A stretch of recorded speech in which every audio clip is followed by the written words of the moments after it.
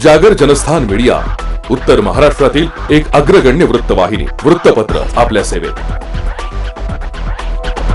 सांस्कृतिक, शैक्षणिक, सहकार, कृषी, कला, क्रीडा सर्वच क्षेत्रातील घटकांचा न्याय हक्कासाठी, जनजागृतीसाठी आम्ही घेऊन येत आहोत जागर जनस्थान ही आपल्या हक्काची वृत्तवाहिनी, वृत्तपत्र। Social media, print media, electronic media अशा सर्व माध्यमातून पोहोचवणार सर्वसामान्यांचा आवाज।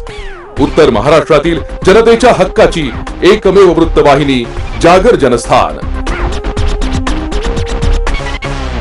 जागर जनतेचा, जनतेसाठी सर्वसामान्यांच्या हक्काचा आवाज, जागर जनस्थान। नमस्कार, मी सुनील शिंदे जागर जनस्थानच्या बुलेटिन मध्ये आपलं स्वागत करतो। आपण घेतोय बातम्यांचा सविस्तर आढावा।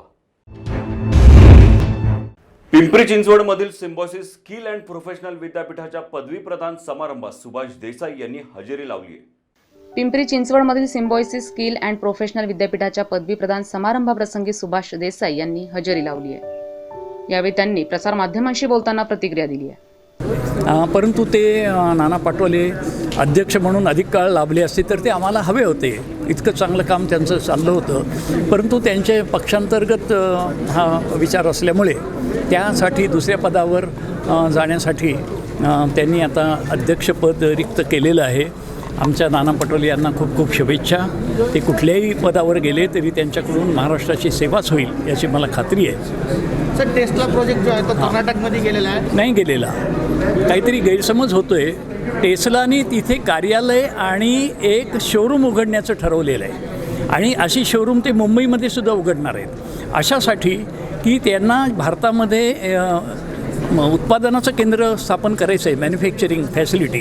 परंतु त्यापूर्वी त्यांची जी मॉडेल्स आहेत टेस्ला मोटारींची इलेक्ट्रिक व्हेकल, ही जवळजवळ 6 मॉडेल्स आहेत, त्याच्यातल्या कुठल्या मॉडेलला भारतामध्ये प्रतिसाद मिळतो याचा त्यांना अंदाज घ्यायचा असल्यामुळे प्रथम ते विक्री करणार। ही विक्री करणारी वाहनं परदेशातून येणार आहे, अमेरिका किंवा युरोपमधून इथे येतील आणि विकली जातील। त्यानंतर ते निवड करतील की आता याच्यातलं कुठलं मॉडेलचं उत्पादन करायचं भारतीय बाजारपेठेसाठी, आणि मग ते निवड करतील की मॅन्युफॅक्चरिंग फॅसिलिटी कुठे करायचं। त्यामुळे कारखान्याचा निर्णय झालेला नाही। आमचे टेस्लाच्या प्रमुखांशी वार्तालाप चालू आहे, चर्चा चालू आहे। मी आणि आदित्य ठाकरे आम्ही त्यांच्याशी व्हिडिओ कॉन्फरन्सद्वारे सहभागसुद्धा घेतला होता आणि आम्हाला खात्री आहे की ते त्यांना महाराष्ट्राची एकंदर जी इंडस्ट्रीयल इकोसिस्टीम आहे की औद्योगिक जे स्थान आहे त्याबद्दल टेस्लाच्या व्यवस्थापनाला पूर्णपणे त्याची जाणीव असल्यामुळे महाराष्ट्रामध्ये हा त्यांचा उत्पादनाचा प्रकल्प येईल अशी मला खात्री वाटते। महाविकास आघाडीचं सरकार स्थिर झालंय। मुख्यमंत्री उद्धव ठाकरे यांच्यावर जनतेनं विश्वास दाखवलाय, त्यामुळे आम्ही 5 वर्ष पूर्ण करू ही खात्री देखील त्यांनी बोलून दाखवली आहे। विधानसभेचे अध्यक्ष नाना पटोले यांनी राजीनामा दिल्यानं अध्यक्षपद आता रिकामं झालंय, त्यामुळे पुन्हा निवडणूक होणार असून यावर मुख्यमंत्री आणि उपमुख्यमंत्री नाराज असल्याची चर्चा रंगली आहे। उपमुख्यमंत्रीपद काँग्रेसकडे जाणार असल्याची चर्चा राजकीय वर्तुळात आहे, तर विधानसभा अध्यक्षपद शिवसेनेकडे असेल असंही बोललं जात आहे। जागर जनस्थानसाठी आकाश कानापुरम, किवळे। चाळीसगाव तालुक्यातील उपखेड तसंच गणेशपूर हे गावे 100% आकडे मुक्त झाले असून त्या गावातील प्रत्येक व्यक्ती हा कायदेशीर वीज वितरण कंपनीचा ग्राहक आहे। या गावातील एकही व्यक्ती विजेची चोरी करत नाही असे खुद्द जागर जनस्थानशी बोलताना गावकऱ्यांनी तसंच तिथल्या स्थानिक राज्यकर्त्यांनी सांगितलंय। चाळीसगाव तालुक्यातील उपखेड आणि गणेशपूर ही दोन्ही गावं 100% आकडे मुक्त झाली आहेत। या गावातील प्रत्येक व्यक्ती हा कायदेशीर वीज वितरण कंपनीचा ग्राहक आहे। या गावातील एकही व्यक्ती विजेची चोरी करत नाहीये असं गावातील गावकऱ्यांनीच जागर जनस्थानशी बोलताना सांगितलंय। त्याचबरोबर इथले स्थानिक राज्यकर्ते देखील काय म्हणतायत ऐकूया। आकडेमुक्त गावाबद्दल मी 2 शब्द सांगतो। आमच्या गावात 100% वीज चोरी ही बंद झाली। याचं कारण म्हणजे आम्ही सर्वांनी एकत्र येऊन ठरवलं, आकडेमुक्त गाव झालं। आकडेमुक्त गाव करण्यामध्ये महत्त्वाचा वाटा असा होता, MSEBचे इंजिनियर राजपूत साहेब, शेंडगे साहेब, भाविस्कर साहेब या सर्वांच्या सहकार्यामुळे झालं। आकडेमुक्त झाल्यामुळे गावात वीज चोरी बंद झाल्यामुळे गावात ट्रान्सफॉर्मर जळणं आणि शेवटच्या घटकापर्यंत विद्युत पुरवठा सुरळीत होणं या गोष्टी कामी आल्या। कृषी धोरण 2021च्या धोरणाप्रमाणे आता सर्व शेतकऱ्यांनी लक्ष द्यावं की वीज बिलामध्ये जी आपल्याला सूट मिळते दंड आणि व्याज हे 100% सूट होत आहे आणि राहिलेल्या बिलामध्ये फक्त 50%च भरणा आपल्याला करावं लागत आहे. म्हणजे 100 रुपयातून आपल्याला जवळजवळ 25 रुपयेच भरणा करायचा आहे आणि या 25 रुपयातनं सुद्धा आपल्या ग्रामपंचायतला 30% रक्कम ही गावाच्या विकासासाठी मिळणार आहे. म्हणून सर्वांनी ग्रामपंचायतमध्ये भरणा करावे असे मी सर्वांना आवाहन करतो. आमच्या तिथे पूर्वीला आकड्यांचं प्रमाण खूप होतं, तर आम्ही सगळे गाव मिळून जमा झालो, सगळे ग्रामस्थ. त्यानंतर आम्हाला महाजन साहेब भेटले. साहेबांनी आम्हाला मार्गदर्शन केलं की आम्ही साहेबांना सांगितलं आम्ही की आमच्या गावात इथं भरपूर आकडे आहे बा, एवढं कमी झाले पाहिजे, ते आकड्यांचं बिल आम्हाला भरावं लागतं. त्याच्यामुळे साहेबांनी बी आम्हाला भरपूर मदत केली आणि साहेबांना आम्ही सांगून जे गावात आमचे आकडे होते, पूर्वीला जी चोरी होत होती, ती आज आमचं गाव चोरीपासून मुक्त झालं आणि त्यामुळे आमचा असा फायदा झाला की आम्हाला 1 वर्षापासून आमच्या तिथं डीपीचा एक बी डिओ किंवा फ्यूज जात नाही. त्यामुळे आम्हाला रात्री बेरात्री संपूर्ण उजाळं असतं. त्यामुळे आमचं गाव अगदी चांगल्या पद्धतीने नांदतं आहे. त्यामुळे आमचं गाव अतिशय चांगलं सुरळीत चालू आहे. आता वीज ही कुठली चोरी होत नाही. चोरी न झाल्यामुळे अतिशय साहेबांनी चांगली मदत केल्यामुळे महाजन साहेबांनी, त्याच्यामुळे चांगलं गावाचा विकास झाला आणि चोरीपासून आम्ही मुक्त झालो. ही दोन्ही गावं आकडेमुक्त झाली असून चाळीसगाव तालुक्याचे कार्यकारी अभियंता शेंडगे यांना विचारणा केल्यास ते काय म्हणतायत तेही ऐकूया. नमस्कार. आत्ताच आपण बघितलं चाळीसगाव तालुक्यामधील उपखेड आणि गणेशपूर ही दोन्ही गावांमध्ये आकडामुक्त झालेले आहेत. म्हणजे वीज चोरी याच्यामध्ये होत नाही आहे, कोणी आकडा टाकत नाही. हे केल्यामुळे त्या गावकऱ्यांचा, तिथले राहणाऱ्या रहिवाशांचा जो फायदा झालेला आहे, म्हणजे व्होल्टेज व्यवस्थित मिळणं आहे, फ्यूज जाणं आहे, याच्यामध्ये स्पार्किंग होणं आहे, तारा तुटणं आहे, कुणा अपघात होणं आहे, याच्यापासून सगळ्या त्या गावकऱ्यांचा बचाव झालेला आहे. रोहित्रही जळण्याचं प्रमाण कमी झालेलं आहे. तरी माझी सर्व चाळीसगाव तालुक्यामध्ये जवळजवळ 150 गावं आहेत. त्या गावच्या सगळ्या गावकऱ्यांना, सगळ्या माझ्या ग्राहकांना विनंती आहे की आपणही आकडामुक्त व्हा आणि महावितरणचे सन्माननीय ग्राहक, अधिकृत ग्राहक व्हा. या दोन्ही गावांचा आदर्श डोळ्यासमोर ठेवून चाळीसगाव तालुक्याच्या ग्रामीण भागात वीज चोरीचं प्रमाण हे नक्की कमी होणार आहे असं चित्र डोळ्यासमोर दिसतंय. जागर जनस्थानसाठी खेमचंद कुमावत, चाळीसगाव. महाराष्ट्र शासन तसंच महावितरण कंपनी महाराष्ट्र राज्य यांनी शेतकऱ्यांसाठी एक कृषी धोरण अंमलात आणलंय. या धोरणामुळे शेतकऱ्यांना अनेक फायदे होणार असून अनेक शेतकऱ्यांनी 2020च्या या कृषी धोरणाचा प्रत्यक्ष लाभ घेण्यासही सुरुवात केली. प्रत्येकाला प्रश्न पडला असेल, नेमकं काय आहे हे कृषी धोरण? तर पाहूया या सविस्तर रिपोर्टमध्ये. सप्टेंबर 2015 पूर्वीचे सर्व व्याज आणि दंड माफ करून मूळ थकबाकी अधिक सप्टेंबर 2015 नंतरच्या थकबाकीवरील विलंब आकार 100% माफ करून थकबाकीवर 18% व्याज न आकारता वीज नियामक आयोगानं मान्यता दिलेल्या खेळत्या भांडवलावरील व्याजदरानुसार आकारणी करून सुधारित रक्कम काढण्यात येऊन या सुधारित रकमेच्या केवळ 50% रक्कम आता शेतकऱ्यांना भरावी लागणार आहे. अनेक शेतकऱ्यांनी ही रक्कम भरण्यास प्रत्यक्ष सुरुवात देखील केली आहे. थोडक्यात सुधारित देय रकमेच्या 50% रक्कम भरा आणि पहिल्याच वर्षात थकबाकी मुक्त व्हा असं आवाहन या नवीन कृषी धोरणाचा लाभ घेतलेल्या शेतकरी बांधवांनी केलंय. कारण हे जमा झालेले पैसे देखील फक्त शेतकऱ्यांच्या शेती पंपाच्या कामासाठीच वापरले जाणार आहेत. मी गंगाधर महादू पाटील, राहणार टाकळी. मी महावितरण कृषी धोरण 2020 योजनेअंतर्गत माझे शेतीपंपाचे एकूण 16,000 बिल होते. त्यात 50% बिल माफ मिळाल्यामुळे 8,000 रुपये बिल भरून थकबाकी मुक्त झालो आहे.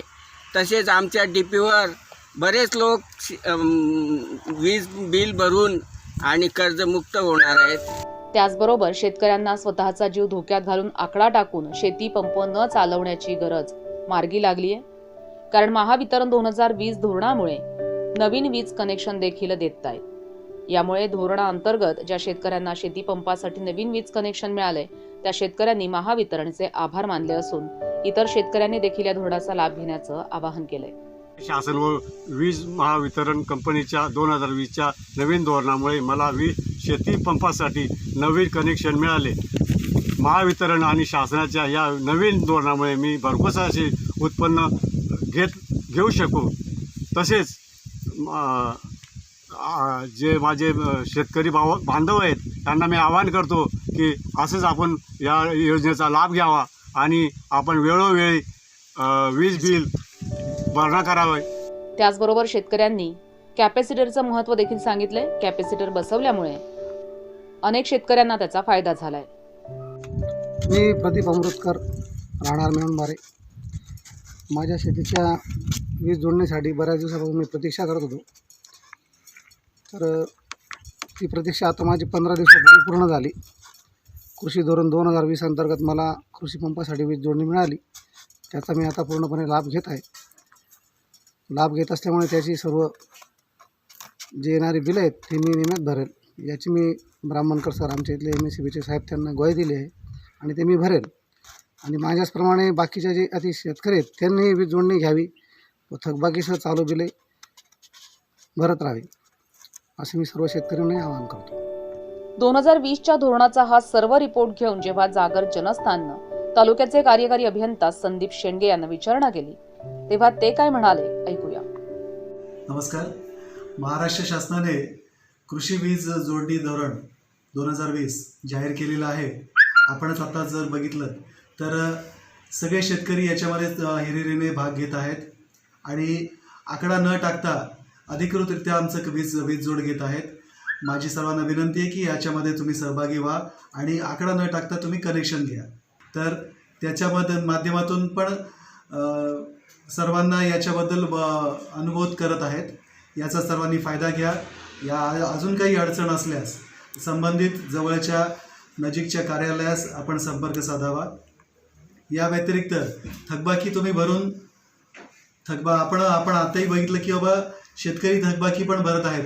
थोडेफार 30 ते 40% पैसे भरून ते थकबाकी मुक्त होत आहेत. तर तुम्ही पण या योजनेचा लाभ घ्या जेणेकरून आपण पण थकबाकी मुक्त होता येईल. कॅपॅसिटरबाबत आपण बघितलं. कॅपॅसिटर लावल्यामुळे शेतीपंपाचं व्होल्टेज चांगल्या पद्धतीने मिळत आहे. मोटरची लाईफ वाढत आहे आणि शिवाय ट्रान्सफर जळण्याचं पण प्रमाण कमी होत आहे. माझी सर्व शेतकरी बांधवांना विनंती आहे कॅपॅसिटरचं पण तुम्ही वापर चालू करा जेणेकरून तुमचं मोटर पंप जळण्याचं प्रमाण कमी होऊन जाईल. धन्यवाद. नक्कीच 2020च्या या नवीन धोरणामुळे शेतकरी खुश असल्याचं चित्र दिसतंय. तसंच इतर शेतकरी बांधवांचा अनुभव ऐकून या नवीन कृषी धोरणाचा शेतकरी लाभ घेतील असं म्हटलं तर वावगं ठरणार नाहीये. जागर जनस्थानसाठी खेमचंद कुमावत, चाळीसगाव. कोरोना लॉकडाऊन कालावधीमध्ये सामान्य नागरिक, शेतकरी तसंच व्यावसायिकांना महावितरण विभागाने अवाजवी बिल आकारणी केल्याने नागरिकांमध्ये मोठा असंतोष निर्माण झालाय. नंदुरबार भाजपातर्फे शहरातील मुख्य महावितरण कार्यालयात टाळे बंद आंदोलन यावेळी छेडण्यात आलंय. लॉकडाऊनच्या काळात सामान्य नागरिक, शेतकरी आणि व्यावसायिकांना महावितरण विभागानं अवाजवी बिल आकारणी केल्यानं नागरिकांमध्ये मोठा असंतोष निर्माण झाला. नंदुरबार भाजपतर्फे शहरातील मुख्य महावितरण कार्यालयात टाळेबंद आंदोलन छेडण्यात आले. पण पोलीस प्रशासनाच्या वतीनं भाजप कार्यकर्त्यांचं टाळेबंद आंदोलन दडपण्याचा प्रयत्न करण्यात आला.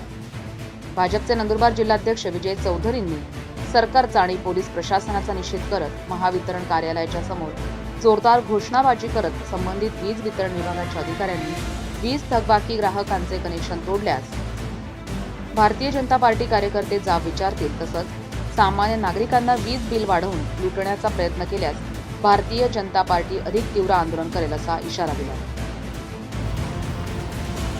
लॉकडाऊनच्या कालावधीमध्ये वीज ग्राहकांना मोठ्या प्रमाणामध्ये गैरवाजवी, अवाजवी बिल आकारणी केलेली आहे. या संदर्भात जे ग्राहक आहेत त्यांच्यामध्ये मोठ्या प्रमाणामध्ये असंतोष होता. जनता संतप्त होती आणि आजही आहे. असं असताना मोठ्या प्रमाणावर बिल आकारले गेलीत. अव्वाचे सव्वा त्या ठिकाणी आकारले गेलीत. ज्या ठिकाणी 200 रुपयाचं बिल येत होतं तिथे डायरेक्ट 5,000 झालं. जिथे 5,000 होती तिथे 25,000 आणि 1,00,000पर्यंत बिल या ठिकाणी आकारणी झाली.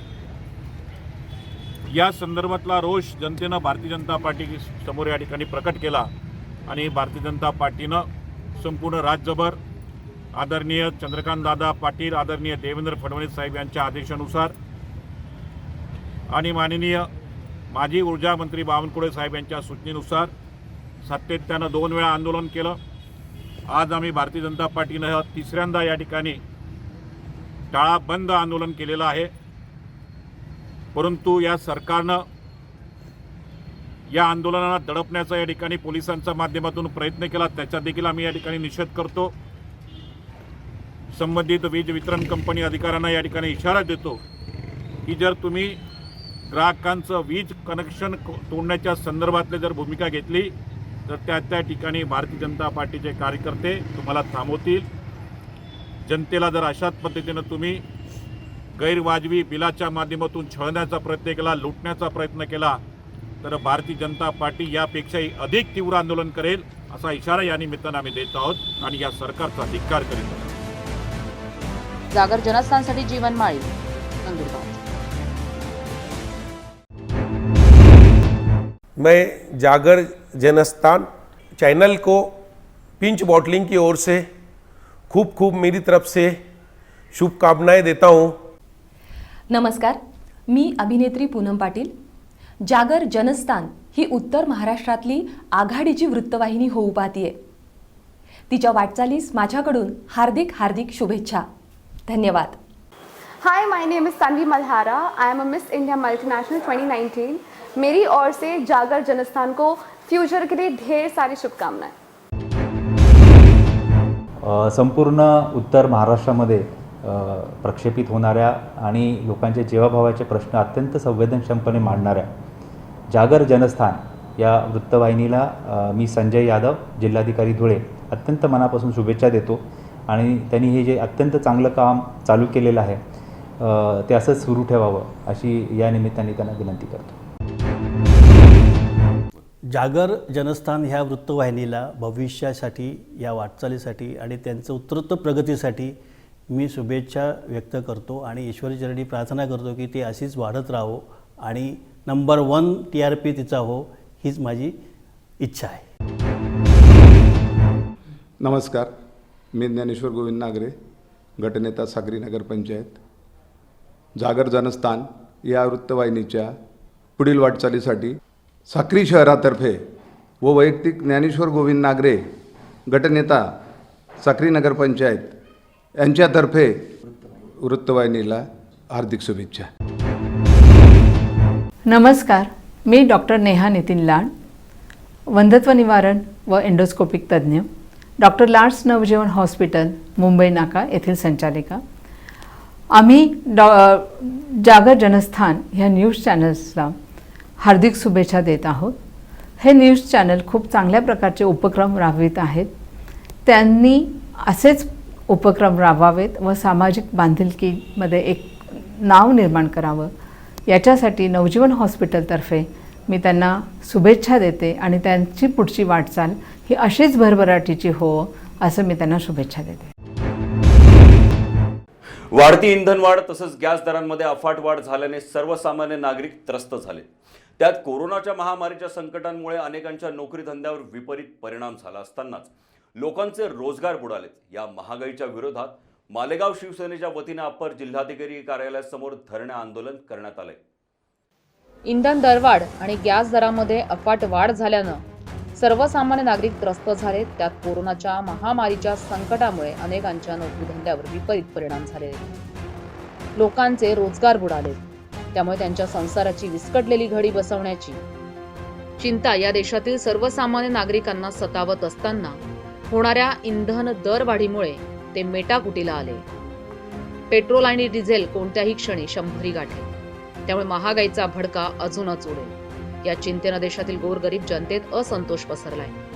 महागाईच्या विरोधात मालेगाव शिवसेनेच्या वतीनं अप्पर जिल्हाधिकारी कार्यालयासमोर धरणे आंदोलन करण्यात आलं.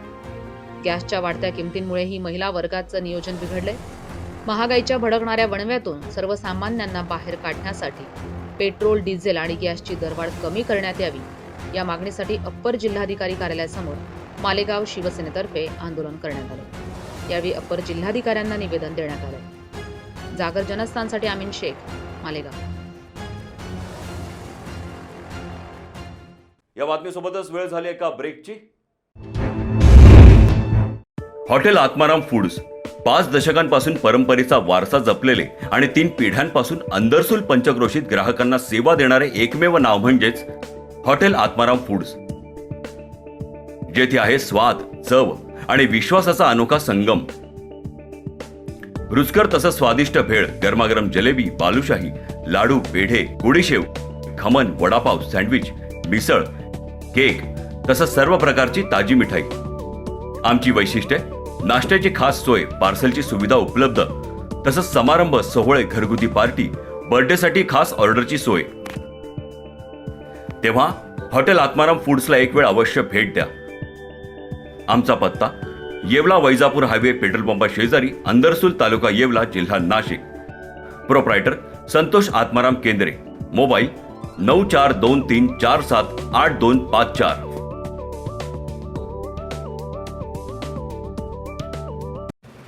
सुरक्षा आपली जबाबदारी. SSS सिक्युरिटी बाउन्सर्सची. आम्ही पुरवतो कॉर्पोरेट सेवा, औद्योगिक सेवा, वित्तीय संस्था, सुरक्षेसह अंगरक्षक, सशस्त्र रक्षक पुरवणारी विश्वासार्ह संस्था, back team support, well disciplinary uniform staff, train advisory unit. मुख्य कार्यालय 4 अंबिका अपार्टमेंट, साधू वासवानी मार्ग, होलाराम कॉलनी, नाशिक. 422-002. दूरध्वनी 0253 231 5052. बाउन्सर गणेश 7218655600. बाउन्सर जाकीर 9130278513.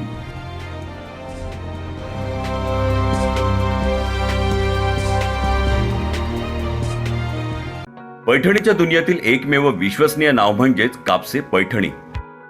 दर्जा, गुणवत्ता, सुबकता आणि विश्वासाच्या बळावर केवळ महाराष्ट्रात नव्हे तर देशाच्या कानाकोपऱ्यात ग्राहकांच्या पसंतीस उतरलेलं नाव अर्थातच कापसे पैठणी. जेथे आहे अस्सल येवला पैठणी सोबतच कांजीपुरम, गडवाल, पटोला, चंदेरी, बनारस सिल्क साडी, नवरीचा शालू, नववार पैठणी, घागरा, सेला, दागिना सिल्क, कलांजली सिल्क, दुल्हन साडी, मानापानाची सुरत साडी, पैठणी पर्स आणि आणखी कितीतरी व्हरायटीज. सोबत नामांकित कंपनीचे शेरवानी, इंडो वेस्टर्न, सूट, कुर्ता, पायजमा, डिझायनर सुटिंग, शर्टिंग आणि रेडीमेड जेंट्स वेअर.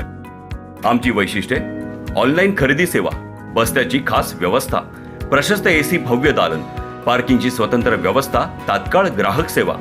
तेव्हा एक वेळ अवश्य भेट द्या. तसंच कोविड-19च्या सर्व नियमांचे पालन करीत घ्या खरेदीचा मनमुराद आनंद. आमचा पत्ता: कापसे पैठणी, काळा मारुती रोड, येवला, जिल्हा Nashik. Phone number 02559 267 02559 268 proprietor Shri Balasaheb Kapse तसेच श्री दिलीप खोकले तसंच समस्त कापसे परिवार.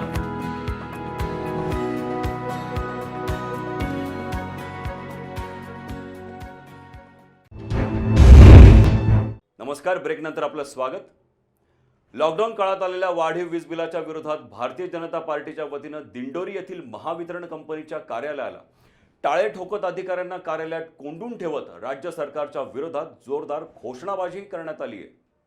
लॉकडाऊन काळात आलेल्या वाढीव वीज बिलाच्या विरोधात भारतीय जनता पार्टीच्या वतीनं दिंडोरीतील महावितरण कंपनीच्या कार्यालयाला टाळे ठोकत अधिकाऱ्यांना कार्यालयात कोंडून ठेवत राज्य सरकारच्या विरोधात जोरदार घोषणाबाजी करत निषेध करण्यात आलाय. यावेळी महावितरणच्या अधिकाऱ्यांना निवेदन देत ग्राहकांचं वीज कनेक्शन तोडू नये अशी मागणी करण्यात आली आहे. या प्रसंगी भाजपचे तालुकाध्यक्ष नरेंद्र जाधव, माजी पंचायत समिती सदस्य श्याम बोडके, शहराध्यक्ष श्याम मुरकुटे, नगरसेवक तुषार वाघमारे आदींसह कार्यकर्ते उपस्थित होते. महाविकास आघाडी सरकारमधील काही मंत्र्यांनी शेतकऱ्यांच्या विरोधात मोगलशाही सुरू केलेली आहे. शेतकऱ्यांचे वीज कनेक्शन कट करण्याची धमकी या सरकारने जनतेला दिलेली आहे. आम्ही या सरकारचा जाहीर निषेध करतो की गेल्या कोरोनाच्या काळामध्ये अतिशय पूर्ण जनता ही प्रचंड मोठ्या संकटात असताना असा निर्णय घेणं हा मोगलाईपेक्षा वेगळा होऊ शकत नाही.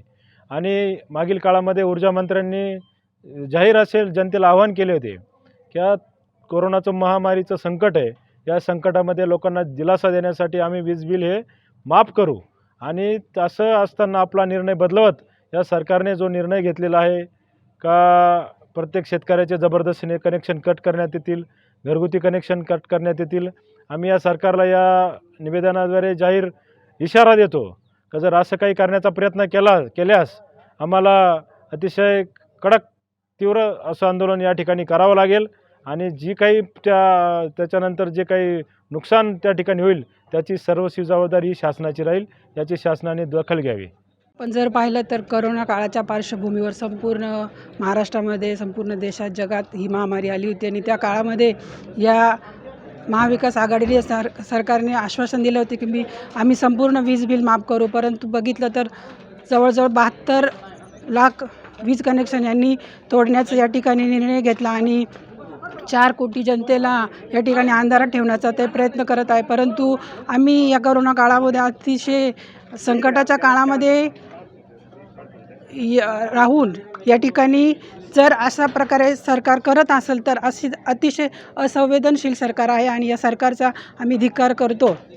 इथून पुढे काळात जर हे वीज वितरणाचे कर्मचारी आमचे कनेक्शन तोडण्यास आले तर आम्ही सर्व जनता, आमचे शेतकरी बांधव त्यांचा धिक्कार करू व त्या कामास त्यांना मज्जाव करू. आपण मागील काळात बघितलं तर फडणवीस सरकारच्या काळामध्ये अनेक मोफत वीज कनेक्शन दिले आणि सरकारने बरेचसे वीज बिलही शेतकऱ्यांचे माफ केले, परंतु कुठलाही भार तो शेतकऱ्यांवर न देता त्यांनी तो भार आपल्या स्वतःच्या सरकारवर घेतला आणि महावितरण कंपनी त्यामुळे फायद्यात आली. तर असा निर्णय हे सरकार का घेऊ शकत नाही? तर हे अकार्यक्षम सरकार आहे, म्हणूनच असं घडत आहे. त्यामुळे या सरकारचा मी निषेध करते आणि वीज बिल तोडणाऱ्या या महावितरण कंपनी आणि सरकारचा जाहीर निषेध करते.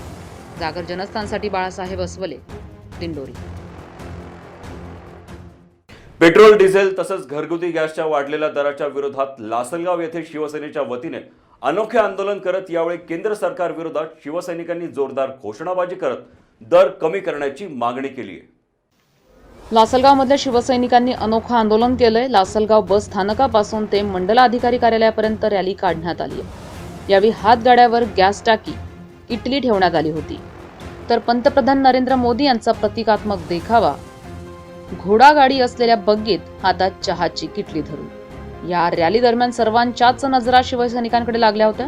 मंडल अधिकारी कार्यालयाजवळ निवेदन देण्याच्या आधी केंद्र सरकारच्या निषेधार्थ घोषणाबाजी करत पेट्रोल, डिझेल आणि गॅसचे दर कमी करण्याची मागणी शिवसैनिक आणि महिला कार्यकर्त्यांनी यावेळी केली. शिवसेनेच्या वतीने आंदोलन करण्यात आले. गॅस टाकी, पेट्रोल, डिझेल याचे दर गगनाला भिडले असून सर्वसामान्य लोकांचे जगणेही मुश्किल झाले आहे. मोदी साहेबांना आम्ही 50 दिवसापूर्वीच पत्र पाठवलं होतं. आता हे दुसरं स्मरणपत्र आम्ही पाठवत आहोत. तरी त्यांनी लवकरात लवकर सर्व जीवनावश्यकतेचे भाव कमी करावे असे मी शिवसैनिकांना आवाहन करतो.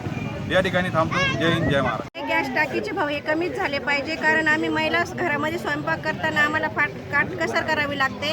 कोरोनाच्या याच्यामध्ये भाव पण वाढले, प्रत्येक गोष्टीचे भाव वाढले. मोदी सरकारने सांगितलेलं होतं का आम्ही प्रत्येक गोष्टीचे भाव कमी करणार आहोत, पण ते कमी काही करत नाही. गॅस टाकीचे तर भाव कमी झालेच पाहिजे, पेट्रोलचे भाव कमी झाले पाहिजे. ह्या गोष्टीवर मोदी सरकारने विचार करायचा, नाही तर आम्ही हे आंदोलन आमचं 4-5 आंदोलन केलं आहे, याच्यानंतर आम्ही अजून मोठे मोठे आंदोलन करू. ब्युरो रिपोर्ट, जागर जनस्थान, लासलगाव. तर गेल्या 2.5 महिन्यांपासून शेतकरी बांधव दिल्लीत आंदोलन करताय. केंद्र सरकारच्या नवीन कृषी कायदा विरोधात रस्त्यावर उतरून जोरदार घोषणाबाजी करताय. त्याच पार्श्वभूमीवर धुळ्यातील 40गाव चौफुली येथे रास्ता रोको आंदोलनही करण्यात आलंय. धुळे शहर MIMचे आमदार फारुख शहा देशाच्या पोशिंद्याला न्याय मिळवण्यासाठी रस्त्यावर उतरले. त्यांनी केंद्र सरकारचा निषेध केलाय.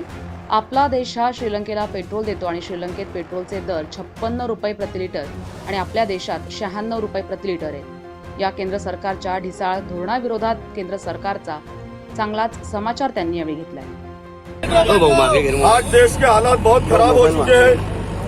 आप लोगों ने देखा होगा कि पिछले 2.25 महीने से जो हमारे जग का पोशिंदा है, जो हमारे किसान भाई है, हमारे जो किसान भाई है, अपने बीवी बच्चों को छोड़कर हम लोगों के फायदे के लिए, हम लोगों के फलाह के लिए आंदोलन कर रहे हैं. लेकिन ये सोई हुई सरकार, ये जो कुंभकर्ण की नींद में सोई हुई सरकार है, ये टस से मस नहीं हो पा रही है. मेरे प्यारे दोस्तों, आपने देखा होगा कि आज ईंधन की कीमतें कितनी बढ़ती जा रही है. आपको बताना चाहता हूँ कि श्रीलंका को भारत पेट्रोल देता है, डीजल देता है.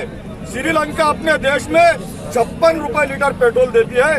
लेकिन बहुत अफसोस की बात है कि हमारे देश में हमारी सरकार हमको 96 रुपए लीटर पेट्रोल दे रही है. हम सरकार को ये चेतावनी देना चाहते हैं कि आज हमारे देश की जनता जागरूक हो चुकी है. अगर आज भी आप जल्द से जल्द जो तीनों कायदे जो किसानों के खिलाफ आप लोगों ने लगाए हैं उनको वापस लेना चाहिए और पेट्रोल और डीजल की कीमतों को कम करना चाहिए, नहीं तो हम इसी तरह से इससे भी पुरजोर तरीके से हम लोग आंदोलन करेंगे। यावेळी मुंबई आग्रा रोड महामार्गावर वाहनांच्या लांबच लांब रांगा लागल्या होत्या। काही काळ वाहतुकीला अडथळा निर्माण झाला होता, मात्र पोलिसांनी आमदार डॉक्टर फारुख शहा आणि त्यांच्या समर्थकांना अटक केली आहे आणि रहदारी सुरळीत केली। जागर जनस्थानसाठी नागिंद मोरे, धुळे।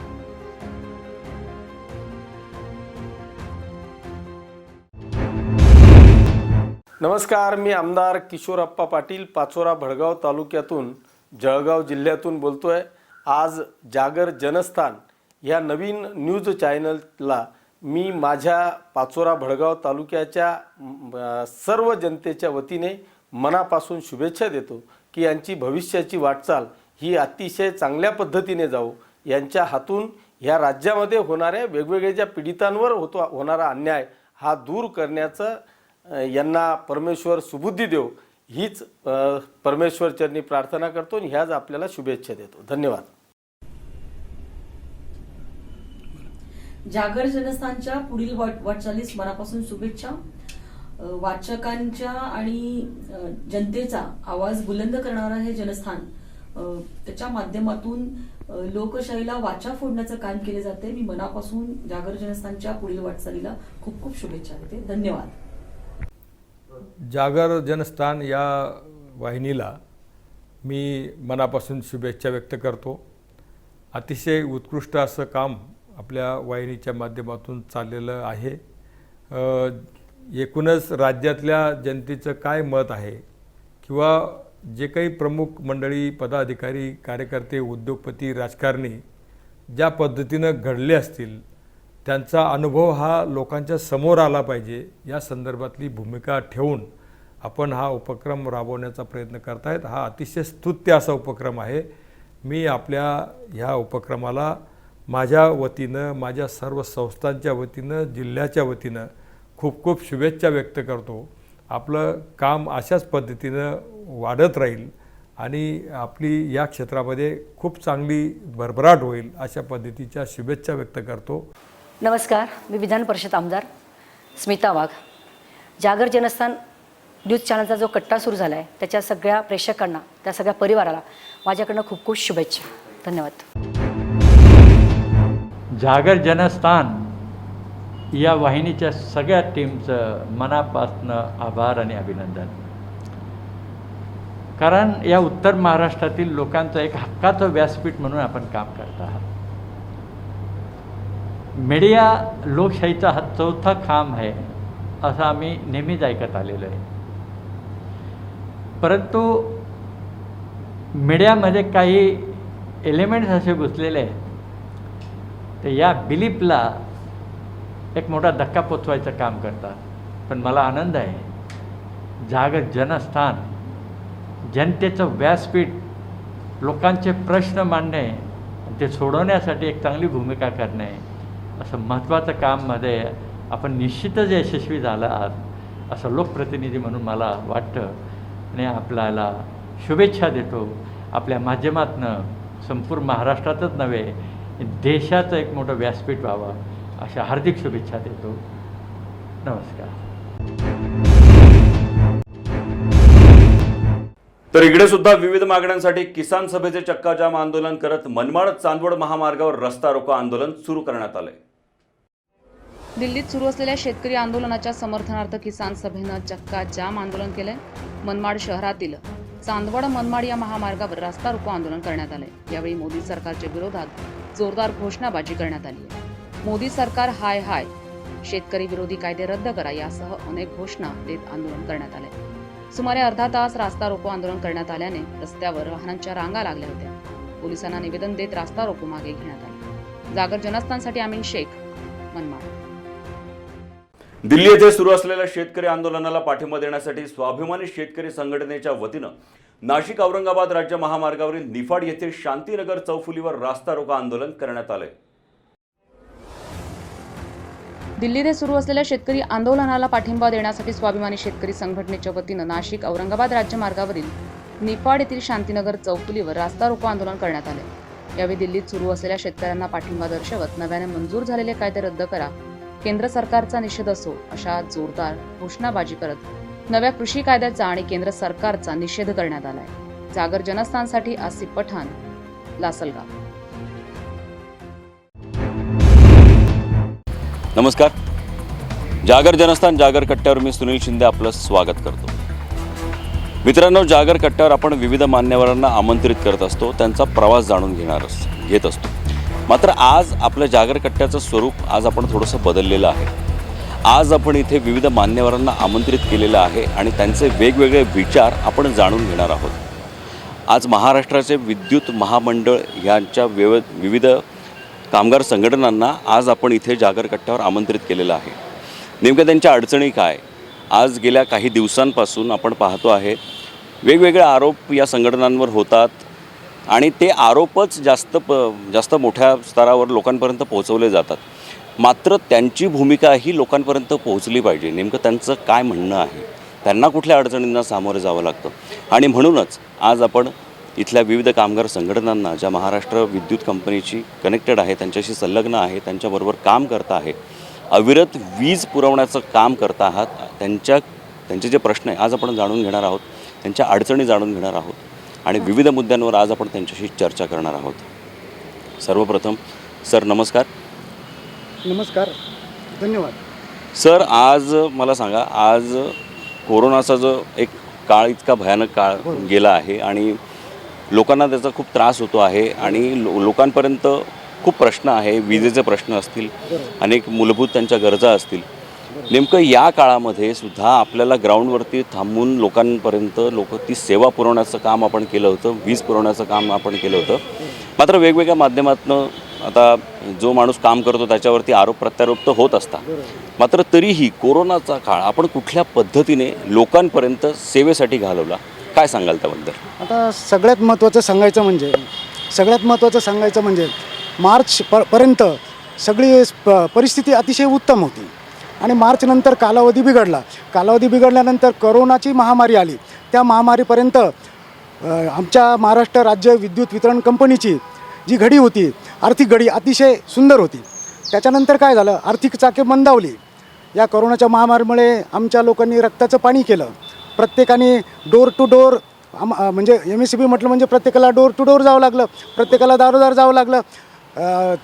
प्रचंड बंदोबस्त असल्यामुळे आम्हाला त्या बंदोबस्तामुळे काही कर्मचाऱ्यांना त्रासही झाला. नंतर आम्हाला पासेस मिळाले, गाड्या मिळाल्या.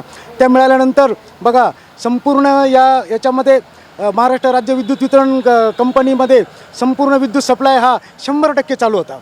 कुठेही फसगत झाली नाही, कुठे बी आपण सप्लाय खूप वेळ गेला असं काही झालं नाही. त्याच्यामध्ये आमचे काही लोक शहीद झाले. त्याची कंपनीने किंवा आमच्या कर्मचाऱ्यांनी कुठली पर्वा न करता थंडी, ऊन, वारा, पाऊस याच्यामध्ये काम केलं. आता मी थोडक्यात सांगू इच्छितो, ज्या वेळेला नुकतंच सरकार आलं, महाआघाडीचं सरकार आलं आणि ही चाके मंदावली, आर्थिक जी चाके होती ती मंदावली. त्याच्यानंतर आमच्यावर आता असा बडगा आला का आर्थिक हे झाल्यानंतर तुमचा पगार कसा होणार, तुमचा बोनस कसा होणार. म्हणजे आमची संघटना ज्या गोष्टीसाठी स्थापन झालेली आहे ते राहिले बाजूला. म्हणजे संघटना कशासाठी स्थापन झालेली असते, कर्मचाऱ्यांचे, अधिकाऱ्यांचे, जनतेच्या हितासाठी. म्हणजे जनतेला 24 तास विद्युत सप्लाय मिळाला पाहिजे, पहिला मुद्दा. जनतेला हा 24 तास सप्लाय मिळाला पाहिजे. त्याच्यानंतर त्याचबरोबर आमच्या कर्मचाऱ्यांना सुद्धा कामाचं स्वरूप आज काय झालं आहे, कर्मचाऱ्यांना आम्हाला 8-8 तास काम नाही, कुणाला 24 तास कामावर जावं लागतं. आता हे आमचे अधिकारी आहेत, कर्मचारी आहेत, यांना कधी फोन आल्यानंतर कामावर यावं लागतं. म्हणजे कामाचं स्वरूप ठरवलेलं नाही. नेमकं त्या कर्मचाऱ्यांनी करायचं काय. जो लाईन स्टॉपमधला जो कर्मचारी आहे, जो तांत्रिक कर्मचारी आहे, त्या तांत्रिक कर्मचाऱ्याने काय करायचं, 33 ब्रेकडाऊन काढायचा का, LNQ ब्रेकडाऊन काढायचा का, मीटर रिडिंग घ्यायचं का, वसुली करायची. त्या कोरोनाच्या काळात काय करायचं त्याचं. आणि त्याच्यामध्ये ही महामारी, आणि त्याच्यानंतर वरून आम्हाला सरकारकडून बडगा का बा आता हे वसुली झालीच पाहिजे. ती वसुली कशी करायची, वसुली करायची असले तर बघा अनेक जनआंदोलन झाले. त्या जनआंदोलनाच्या माध्यमातून आमचा कर्मचारी बिथरला गेला, घाबरला गेला. म्हणजे आई जीव देईना आणि बाप भीक मागायला जाऊ देईना अशी परिस्थिती झाली. त्याही परिस्थितीत आमच्या कर्मचाऱ्यांनी हिरारीने कामं केले. आणि आता अजून एक मुद्दा मी तुमच्याकडे मांडतो, खाजगीकरणाचा. आता खाजगीकरणाचा अर्थ फार वाईट आहे. या मुद्द्याकडे आपण येणार आहोत, आपण पुढच्या प्रश्नाकडे जाणार आहोत. बोला. नमस्कार. मला एक सांगा की आज एखादी यंत्रणा म्हटली की ती यंत्रणा चालवणारा उत्तराधिकारी असतो, एक अधिकारी असतो, तो खूप महत्त्वाचा असतो. मात्र त्या अधिकाऱ्यावर अनेक आरोप होत असतात, आरोप होत असतात, प्रत्यारोप होत असतात. काय वाटतं आपल्याला की कॅप्टन ऑफ द शिप हा कसा असावा? कारण कॅप्टन ऑफ द शिपवर पूर्ण ती शिप डिपेंड असते, म्हणजे त्याच्यावर पूर्ण त्याचा कार्यभार अवलंबून असतो, त्याचं पूर्ण कार्यकाळ अवलंबून असतो, त्याच्यावर त्याचे कामगार अवलंबून असतात. काय नेमकं त्यांचं नेतृत्व असावं, काय वाटतं आपल्याला? थोडंसं मी आपली प्रथमतः आपला चॅनलचं मी धन्यवाद देऊ इच्छितो की त्यांनी सर्व कामगार संघटनांना आपली बाजू मांडण्याचं एक संधी दिली, त्याबद्दल आपल्या चॅनलचे धन्यवाद. आपण प्रश्न जो विचारला त्यामध्ये की या ठिकाणी आपण कामगार संघटनांच्या प्रतिनिधींना हा प्रश्न अधिकारी कसा असावा असा प्रश्न विचारलेला आहे. आणि मी स्वतः संजय पवार, केंद्रीय उपाध्यक्ष आहे बहुजन विद्युत अभियंता अधिकारी कर्मचारी फोरमचा. यामध्ये आमच्याकडे लाईन स्टाफपासून तर प्रशासकीय कामकाज चालवण्या वरिष्ठ अधिकाऱ्यांपर्यंत त्या ठिकाणी सर्व सभासद आहेत. आणि संपूर्ण महाराष्ट्रात तिन्ही कंपन्यांमध्ये आमचे सभासद आहेत. अधिकारी कसा असावा तो सर्वप्रथम असा असावा की तो कुटुंबप्रमुख आहे त्या कंपनीचा. आणि कंपनीचं जे वाक्य आहे की ग्राहक हा केंद्रबिंदू त्यांनी मानलेला आहे. आणि ग्राहकांची सेवा देत असताना की ज्यांच्याकडून हे काम करून घ्यायचं आहे हे म्हणजे कर्मचारी. अधिकारीसुद्धा हा कर्मचारीच असतो. त्याला त्याच्या तळागाळातले प्रश्न हे कर्मचाऱ्यांना ग्राहकांना सेवा देण्यासाठी काय त्यांना अडचणी आहेत हे त्यांनी पहिले जाणून घ्यायला पाहिजे. त्यामध्ये सर्वात प्रथमचा उद्देश आता विचार केला की आपण आधीच्या एक प्रश्न विचारलेला त्याच्याशी निगडीत मी बोलतो पहिले, आपली परवानगी असेल. नाही प्लीज. की बघा की आम्ही जेव्हा केंद्रबिंदू मानून जर आम्ही ग्राहक सेवा देत आहोत आणि कर्मचारी म्हणून आमचं कुटुंब प्रमुख आमच्याकडे बघतायत आणि त्यांची जबाबदारी आहे सेवा देणे ग्राहकांना. या महामारीमध्ये जेव्हा कोणी बाहेर पडत नव्हतं, संपूर्ण थांबलेलं होतं जग, आपणही महाराष्ट्र त्या ठिकाणी थांबलेला होता. आणि या संपूर्ण थांबलेल्यात असताना आपण आरोग्य खातं, पोलीस कर्मचारी, त्याचबरोबर सफाई कर्मचारी या सर्वांचं आपण कौतुक करावं तेवढं कमी आहे. आणि या संपूर्ण योजनेमध्ये आपण आर्थिक व्यवस्था जी जर कोणी लावून धरली असेल तर ही वीज कंपनीने लावून धरलेली आहे, हे आपल्याला मान्य करावं लागेल. कारण की बघा की आर्थिक व्यवस्था तुमचं जे काही आरोग्य खात्याचं जरी असलं तर तुम्हाला लागणारी जी वीज आहे, तुम्हाला व्हेंटिलेटर जे चालणारी वीज आहे ही संपूर्णसाठी वीज आहे. वर्क फ्रॉम होम म्हटलं तरी वीज आहे. आणि अंधाराचं साम्राज्य नको, लोक घरी थांबलेले पाहिजे, यांना सर्वांना घरी बांधून ठेवण्याचं काम जर कोणी केलं असेल तर आम्ही या वीज कंपन्यांनी केलेलं आहे. परंतु जसं इतर ऑर्गनायझेशनचं संस्थेचं कौतुक झालं, खेदाची बाब आहे की वीज कर्मचाऱ्याचं पाहिजे तसं पाठीवर थाप किंवा त्याबद्दल कौतुक मिळाले नाही, ही खंत आमच्या कर्मचाऱ्यांमध्ये आहे. निश्चितच प्रशासन त्याबद्दल आमच्या पाठीशी आहे आणि त्यामुळेच आम्ही या ठिकाणी काम करत राहिलेलो आहे. प्रश्न आता अधिकाऱ्याचा आपण विचारलेला आहे. तर अधिकाऱ्यांचं असं आहे की त्यामध्ये त्यांनी संपूर्ण या गोष्टी मी आपल्याला प्राथमिक स्वरूपामध्ये जे सांगितले की आज जे परिस्थिती आहे की त्याला सगळ्या गोष्टी समतोल राखून ते काम करून घ्यायचं आहे.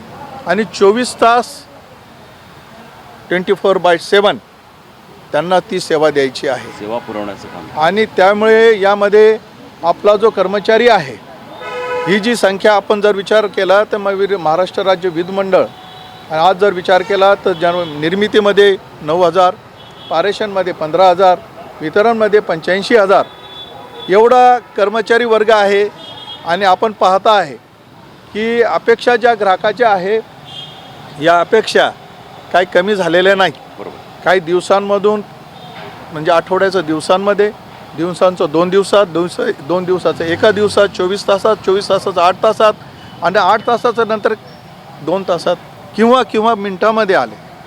आपण सिटीजन ऑफ चार्टर आहेत, SOP आहेत. आपण त्या पद्धतीने त्या मानकाप्रमाणे सेवा देण्यासाठी बांधील आहोत.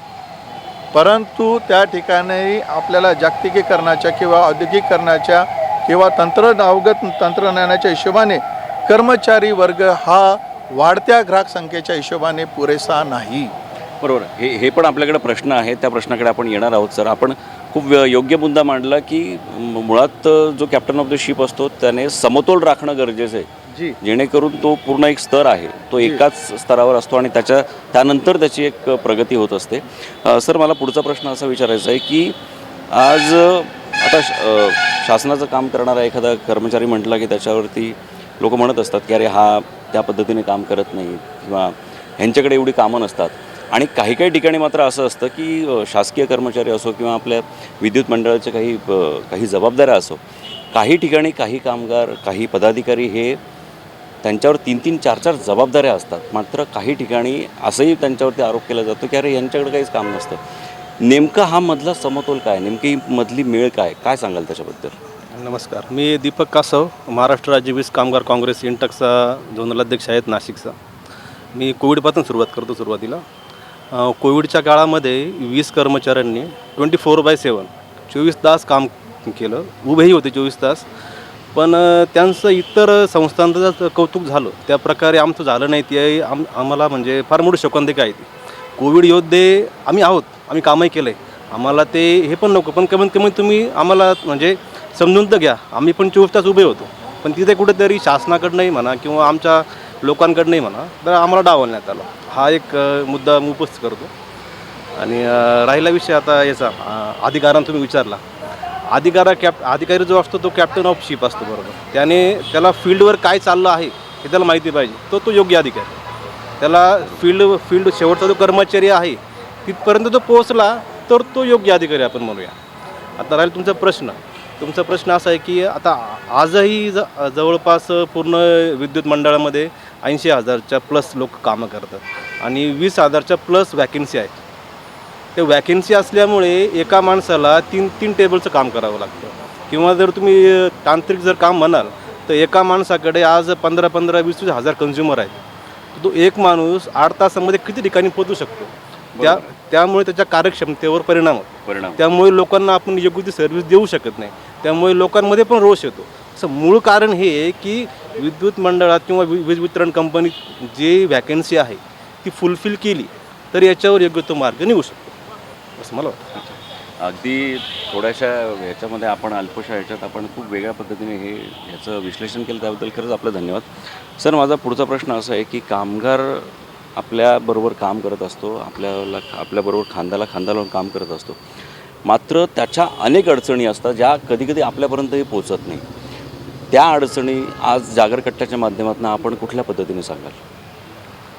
कामगार म्हटलं तर त्याला काम करण्याच्या ठिकाणी गेल्यानंतर त्याच्याकडे सर्व गोष्टी अवेलेबल आहेत का नाही, किंवा काही गोष्टी उपलब्ध नसतात, काही गोष्टी म्हणजे ज्यांच्यामुळे त्यांच्या कामाच्या श्रमाच्या काही गोष्टी म्हणजे ज्या आपल्या तांत्रिक कामगाराकडे काही गोष्टी अवेलेबल नसतात. त्या साईट किंवा काही ठिकाणी गेल्यानंतर काही ठिकाणी अशी पोझिशन असते की तिथे जाणंसुद्धा कठीण असते.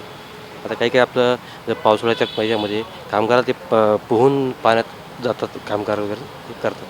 अशा पद्धतीचं थोडंफार काम वगैरे म्हणजे त्याच्यात तातडीने भरपूर आहेत. एवढं मी जास्त. धन्यवाद सर, धन्यवाद. नमस्कार सर. स्वतःहून काही सांगायची इच्छा आहे मला. हो. प्रश्न असतील, फार आनंद आहे. येस. पण ह्या माध्यमातून मी बोलू इच्छितो. नमस्कार, माझं नाव तुषार खैरनार. मी अधिकारी संघटना नॉन टेक्निकल ऑफिसर जे आहेत जेनको ट्रान्सकॉन आणि डिस्ट्रीब्युशन यांची एक संघटना आहे, त्यांचं आम्ही प्रतिनिधित्व करतो. मी त्या ठिकाणी केंद्रीय कोषाध्यक्ष आहे. तुमचं जे जागर जनस्थान आहे या माध्यमातून मी मॅनेजमेंट, अधिकारी, कर्मचारी आणि ग्राहक यांच्यामध्ये काही एक सममेळ कसा बांधता येईल किंवा तो कसा बांधला गेला आहे मॅनेजमेंटच्या अँगलने किंवा आमच्या अधिकाऱ्यांच्या अँगलने, ते तुम्हाला सांगायचा प्रयत्न करतो. Yes please. काय झालं की बऱ्याचदा ह्या कोविडच्या काळामध्ये बिलिंग कंप्लेंट्स आल्या, कारण आपण ॲव्हरेज बिलं केलीच, म्हणजे मार्चपासून आपण बिलिंग मला मुळात हे प्रश्न होते. अगदी बरोबर आहे. Please please please. तर मार्चच्या काळामध्ये आपण ॲव्हरेज बिलिंग केली आणि नंतरच्या काळामध्ये ॲक्च्युअल बिलिंग्स केलं. तर ॲक्च्युअल बिलिंग्स केल्यानंतर लोकांचा वापर हा वाढलेलाच होता. वाढलेला असला कसला म्हणजे अगदी ॲज पर रिडिंग ते आलं. पण मॅनेजमेंटने आणि आम्ही अधिकाऱ्यांनी आणि आमच्या सगळ्या कर्मचाऱ्यांनी एक चांगला स्टेप अशी घेतली की प्रत्येक एम्प्लॉईला प्रत्येक कन्झ्युमरला आपल्यापर्यंत पोहोचता येईल असं पोर्टल तयार करून दिलं, हेल्पलाईन तयार करून दिली, हेल्प डेस्क तयार करून दिली. म्हणजे फॉर एक्झाम्पल कोणीही मोबाईलवर किंवा कोणीही आपल्या डेस्कटॉपवर लॅपटॉपवर जाऊन आपला ग्राहक नंबर टाकल्यानंतर आपल्या बिलाचं पूर्ण विश्लेषण करू बघत होतं. म्हणजे ह्या विश्लेषणामुळे काय झालं की ग्राहकाच्या मनामध्ये जो संभ्रम होता की वीज बिल जास्त आलेत किंवा ह्याच्यात काही चूक तर नाही ना, तर अगदी ते कम्प्युटेशन कॅल्क्युलेशन थ्रूआउट त्यांना करून दाखवण्यात आले. ह्या सगळ्या ह्याच्यामधून आणि ह्या माध्यमातून मी ग्राहकांना धन्यवाद देऊ इच्छितो की त्यांनी ते बघितले, वाचले, अवगत केले आणि तरी पण त्यांना एक 5% समजा काही कम्प्युटेशन कॅल्क्युलेशनमध्ये काही त्रुटी आढळल्या तर त्यांनी हेल्प डेस्क किंवा आमच्या डायरेक्ट आमच्याशी 1-to-1 टॉक करून त्या गोष्टी सॉल्व केलेल्या आहेत. आणि त्याचाच परिपाक परिणाम म्हणून आता परत जी बिलं येत आहेत त्याच्यावर लोकांना अगदी अढळ विश्वास आहे की हे कॉम्प्युटेशन आणि कॅल्क्युलेशन जे होत आहेत ते बरोबर. आता प्रश्न राहिला, समजा जर चुकीचंच रिडिंग असेल, रिडिंग वाचनच जर चुकीचं असेल तर त्याला करेक्शन करण्यासाठी आपल्या मॅनेजमेंटने आपण सगळ्यांनी संधी दिलेली. तर या माध्यमातून मला हेच सांगायचं की आम्ही हे कोऑर्डिनेशन करतो. आम्ही म्हणजे मॅनेजमेंटने हे केलं आहे, ते नाही केलं, ते त्यापेक्षाही मॅनेजमेंटला काय म्हणायचं आहे, आम्हाला काय म्हणायचं आहे, याचं ऑल द टाईम आम्ही एक गोल्डन हँडशेकिंग करून पुढे जात असतो. धन्यवाद. धन्यवाद सर. हा वीज बिलाचा जो मुद्दा होता हा फार महत्त्वाचा होता आणि आपण एकदम अगदी टेक्निकल मुद्द्याने आपण ते लोकांपर्यंत पोहोचवण्याचा प्रयत्न केला. धन्यवाद सर. तर मित्रांनो, विद्युत संघटनेचे खूप वेगवेगळ्या अडचणी आहे आणि त्या अडचणींवर मात करून ते लोकांपर्यंत त्यांची सेवा पुरवण्याचा प्रयत्न करत आहात. आता आपण आपल्या पुढच्या प्रश्नाकडे जाणार आहोत. तो प्रश्न म्हणजे आज भारतामध्ये अनेक अशा सरकारी संस्था आहेत ज्यांचं प्रायव्हेटायझेशन सुरू आहे. सरकार कितपत त्याला आता हे करतं आहे, कितपत त्याला साथ देतं आहे, तेच आपण आज यांच्याकडनं जाणून घेणार आहोत. नेमकं प्रायव्हेटायझेशन केल्यानंतर सरकारचं त्याच्यामध्ये किती नुकसान होणार आहे आणि आज ह्या ज्या काही संघटना आहे ह्या आज लोकांपर्यंत त्यांची सेवा पुरवत आहे, त्यांचं किती नुकसान होणार आहे, कामगारांचं किती नुकसान होणार आहे, आपण सगळ्यांकडूनच ह्या प्रश्नाचा मुद्दा, या प्रश्नाचं उत्तर जाणून घेणार आहोत. सर, प्रायव्हेटायझेशन आता जे काही येऊ घालतं आहे किंवा आता होण्याचा प्रयत्नात आहे त्याबद्दल नेमकं काय वाटतं आपल्याला? त्याबद्दल तेवढा माझा अभ्यास नाही, त्यामुळे मी त्या ठिकाणी बोलू शकत नाही. अच्छा, धन्यवाद सर. सर, मला तोच प्रश्न आता विचारायचा आहे की प्रायव्हेटायझेशन येऊ घालतं आहे, प्रायव्हेटायझेशन होण्याचा प्रयत्न होतो आहे, काय त्याचा परिणाम आपल्या संघटनांवर होणार आहे आणि आपल्या वीज वितरण कंपनीवर होणार आहे आणि आपल्यामार्फत इतर कामगारांवर होणार आहे, काय सांगाल? आता प्रायव्हेटीकरणमध्ये प्रॉब्लेम असा होणार आहे की आता जी सेवा आपण समजा वितरण कंपनी जी पुरवते, प्रायव्हेटीकरणने काही गोष्टी दबावात येतील, काही गोष्टीचे म्हणजे कामामध्ये बदल पण होऊ शकतो वगैरे. त्यात सर, हाच मुद्दा मला पुन्हा आपल्याला विचारायचा आहे की आज प्रायव्हेटायझेशनचं जे काही वारं येऊ घालतं आहे आणि त्याचा जो परिणाम सगळ्या यंत्रणेवर होणार आहे, तो सरकारी यंत्रणा असो, त्यानंतर प्रायव्हेटायझेशन असो, त्यांचे कामगार असतील, आपले गेल्या अनेक वर्षांपासून आपल्या खांद्याला खांदा लावून काम करणारे लोक असतील, काय नेमकं नुकसान होणार आहे, काय वाटतं आपल्याला? जो 2020 कायदा येतो खाजगीकरणाचा, ॲक्च्युली महावितरण किंवा ऊर्जा विभाग जो आहे ते काही शासनाचं ॲसेट आहे. ते ॲसेटच तुम्ही विकणार तर कसं काय चालणार? तुम्ही शासनाच विकता, म्हणजे कंपनी विकली म्हणजे कमीत कमी 80,000+ आपल्याकडे कर्मचारी आहेत, त्यांचं भविष्य काय उद्या? खाजगीकरण केल्यानंतर त्यांची एक्झॅक्ट कंडिशन काय? ते गव्हर्नमेंट एम्प्लॉई आहे ती खाजगीकरणामध्ये जाणार, ते तर काय होणार? त्याच्यानंतर सर्व्हिसचा फार मोठा विषय. खाजगीकरणाचा जो पूर्व अनुभव जर आपण बघितला, औरंगाबाद, जळगाव, ही लोक 2-2 वर्ष काम करून तिथून निघून गेले. आता जळगावमध्ये माझ्या काही स्टॅटिस्टिक्स तुम्हाला सांगतो मी. जळगावमध्ये जवळपास 100 100 कोटी तो त्याच्याकडे आउटस्टँडिंग असताना तो माणूस पळून गेला खाजगीकरणाचा, जो कॉन्ट्रॅक्टर होता तिथे. जळगाव झालं, त्याच्यानंतर औरंगाबाद झालं. तर एवढा आपल्याकडे एक्सपिरियन्स असताना आपण परत तेच करणार आहोत का? यामध्ये सफर कोण होणार आहे? यामध्ये सफर होणार कन्झ्युमर, त्यानंतर कर्मचारी. जर कन्झ्युमर सफर कसा होणार? जर प्रायव्हेटायझेशन आलं तर त्याचे रेट्स वाढणार म्हणजे तुमचे बिल वाढणार म्हणजे तुमच्या खिशाला जळ बसणार. तर तो एक फार मोठा विषय. त्यामुळे खाजगीकरणाचा आणि कर्मचारी म्हणून जर मला तुम्ही विचारा तर खाजगीकरण झालं म्हणजे कर्मचारी संपला, कर्मचारी संपला म्हणजे संघटना संपल्या. तर संघटना म्हणून या खाजगीकरणाला आमचा पूर्णपणे विरोध आहे, इंटक संघटना म्हणून. आणि जोपर्यंत महाराष्ट्रामध्ये काँग्रेस प्रणित महाआघाडी आहे, महाविकास आघाडी, तोपर्यंत खाजगीकरण होणार नाही. कारण माझी संघटनाच काँग्रेस प्रणित आहे. त्यामुळे तेवढं मी तुम्हाला सांगू शकतो की जोपर्यंत महाविकास आघाडी सरकार आहे तोपर्यंत महाराष्ट्रामध्ये खाजगीकरण होणार नाही, असं इंटक म्हणून मी तुम्हाला सांगू शकतो. धन्यवाद सर. आपला मुद्दा तसा खंबीर आहे, त्यासाठी आपल्याला शुभेच्छा. मला हाच मुद्दा आपल्याला विचारायचा आहे की खाजगीकरणाचं जे काही वारं आहे त्याला आपण कुठल्या पद्धतीने बघता? काय वाटतं आपल्याला? एक सामाजिक आपण संदेश कुठला देऊ पाहता, किंवा एक नागरिक म्हणून आणि MSEBचा पदाधिकारी म्हणून काय वाटतं आपल्याला? आपण तिन्ही गोष्टींमध्ये माझ्याकडे एक प्रश्न विचारला, सामाजिक, पदाधिकारी आणि नागरिक. तर सर्वात महत्त्वाचा मुद्दा असा आहे की खाजगीकरण करण्याची गरज काय आहे, हा एक मुद्दा आहे. येणारा जो दुसरा की खाजगीकरण म्हणजे तुम्ही जो 2020चा जो कायदा आणणार आहे त्याच्यानुसार कामगार संघटना, कामगार आणि ग्राहक यांच्यावर काय परिणाम होतील. तर बघितलं असेल की महाराष्ट्र राज्य वीज मंडळ हे सेवाभावी संस्था किंवा ऑर्गनायझेशन या पद्धतीने याची स्थापना झाली. पुढे जाऊन 2005ला तुम्ही याच खाजगीकरण नको आणि सुटसुटीत कारभार व्हावा या उद्देशाने 2005मध्ये स्वतंत्र कारभार असा नफा तोट्यासहित हा प्रयोग 2005मध्ये झाला.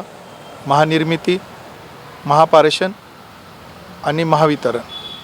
आता याच्या पुढे जाऊन घटक आपण विचार केला की याच्यावर नियंत्रण करणारा कायदा जो आहे MERC पण याच्यावर आहेत. ग्राहकांचं हित जोपासणारं जे आहे MERC आहे. आणि आपला देश हा 1,30,00,000,000 जनतेचा आहे. आणि या देशामध्ये प्रगतशील जर आपला देश आहे, या देशामध्ये सर्वात मोठी समस्या असेल ती बेरोजगारी. बरोबर.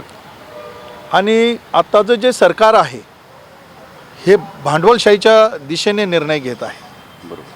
आणि भांडवलशाहीच्या दिशेने निर्णय घेत असताना त्याला जर कारण दिलं जात असतं की तोटा. मग जर तोटा असेल तर येणारा जो काही फ्रँचायझी असेल तर तो कोणत्या स्वरूपामध्ये तोट्यातली संस्था ही आपल्याकडे चालवायला घेईल याच्यामध्ये गोडबंगाल आहे. आणि सर्वात मुद्दा महत्त्वाचा की आम्ही बहुजनांचं हिताचं, ग्राहकांचं रक्षण करणारी आमची संघटना आहे. यामध्ये सामाजिकीकरण जे आहे म्हणजे आम्ही घरापासून, म्हणजे उदाहरणच द्यायचं झालं की आपले आजोबांनी घेतलेलं जे वीज कनेक्शन आहे हे वीज कनेक्शन त्याचा नातू वापरतो. इतर संस्थांच्या बाबतीत तसं नाही. बँकेत गेला असाल तर बँकसुद्धा तुम्हाला ग्राहक सेवा देते, पण पर्टिक्युलरली त्याच्या ग्राहकासाठीच. इथं वीज कनेक्शन म्हणजे कुटुंबाचं नातं झालेलं असतं. नवरा, बायको, मुलगा, मुलगी आणि प्रत्येकजण हा त्याचा ग्राहक होतो. जे की ते कुठेही तुम्हाला टेक्निकली म्हणा की कुठल्याही पद्धती, हा सामाजिकीकरण आहे.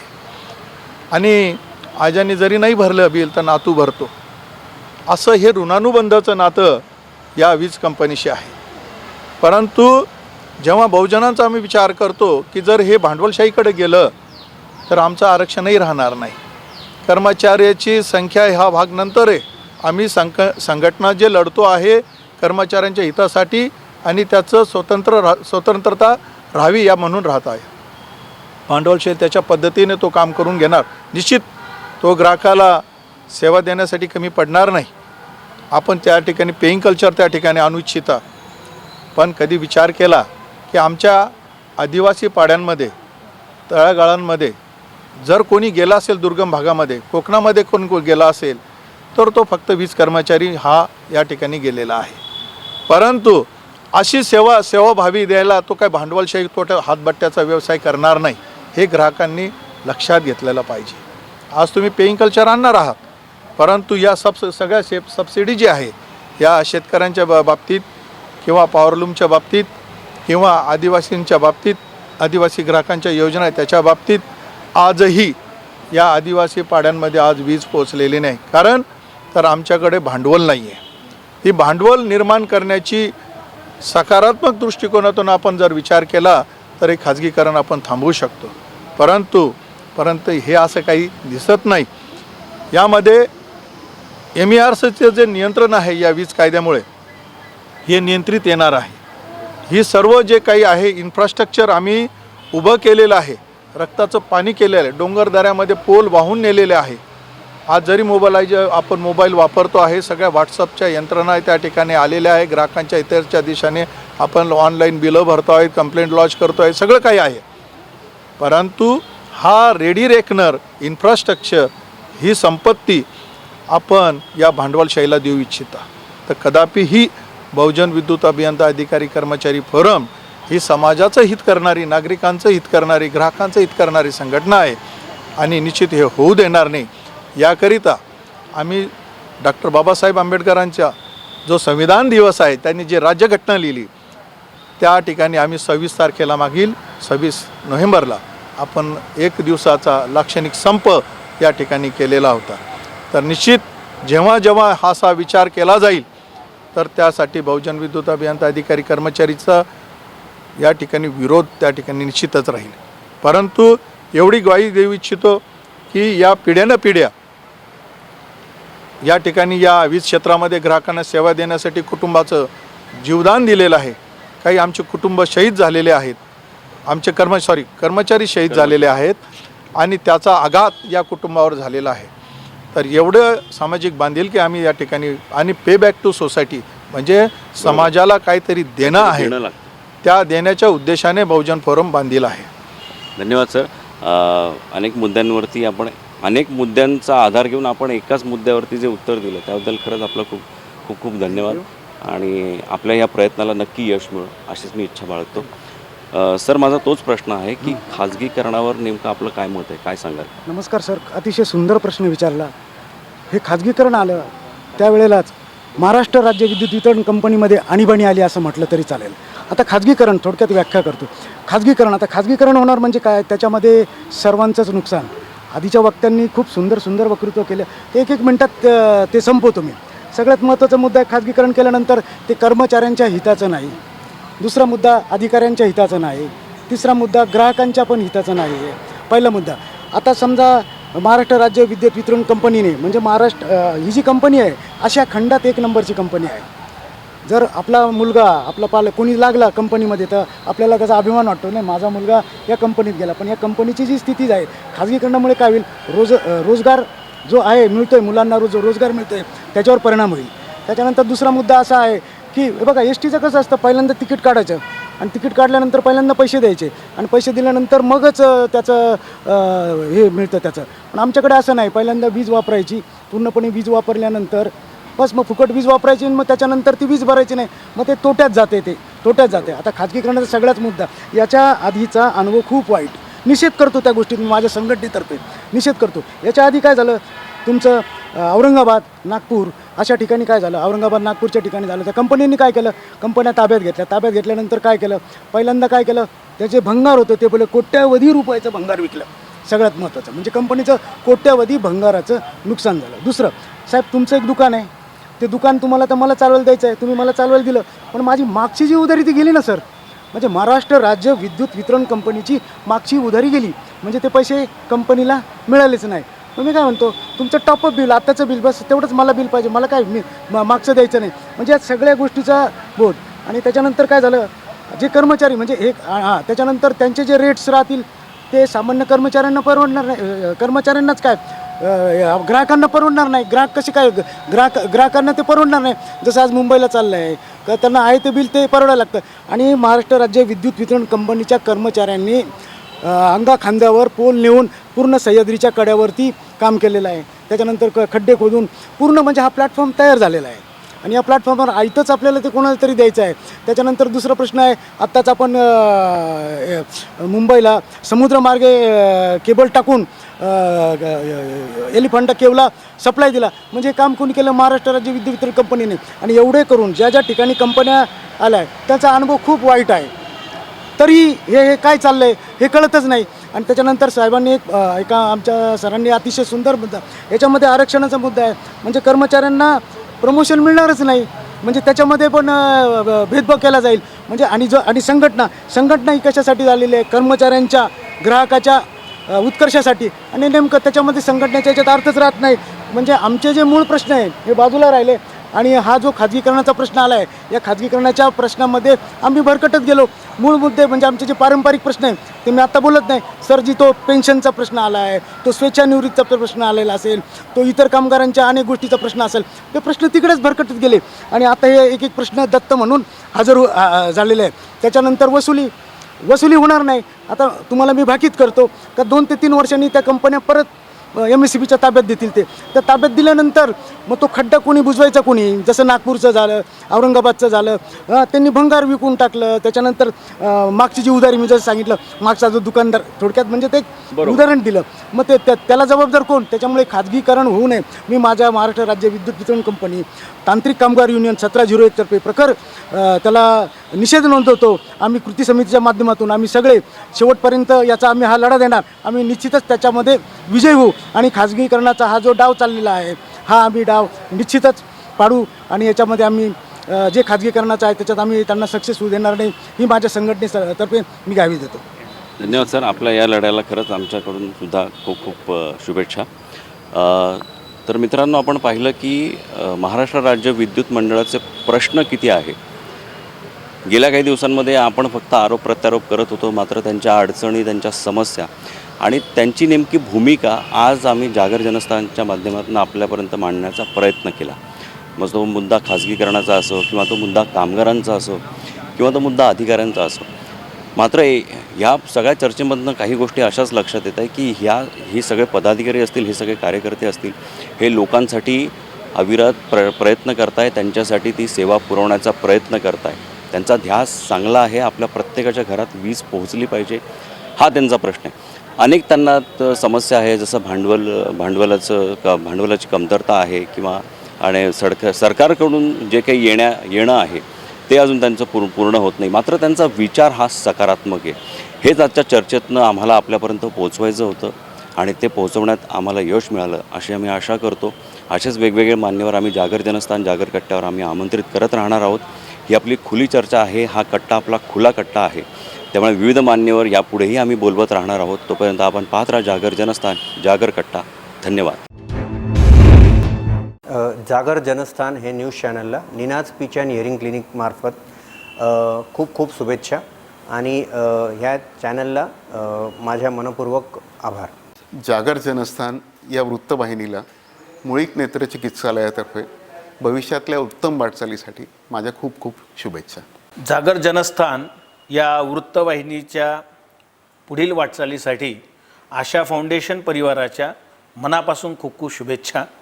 जागर जनस्थान ह्या वृत्तवाहिनीला आमच्या निर्मल सीड्स प्रायव्हेट लिमिटेड कंपनीकडून खूप खूप शुभेच्छा. नमस्कार, मी डॉक्टर स्वाती चव्हाण वंजारी, मानसोपचार तज्ज्ञ, नाशिक. उत्तर महाराष्ट्रातील आघाडीची वृत्तवाहिनी जागर जनस्थान यांना पुढील वाटचालीस हार्दिक शुभेच्छा. नमस्कार.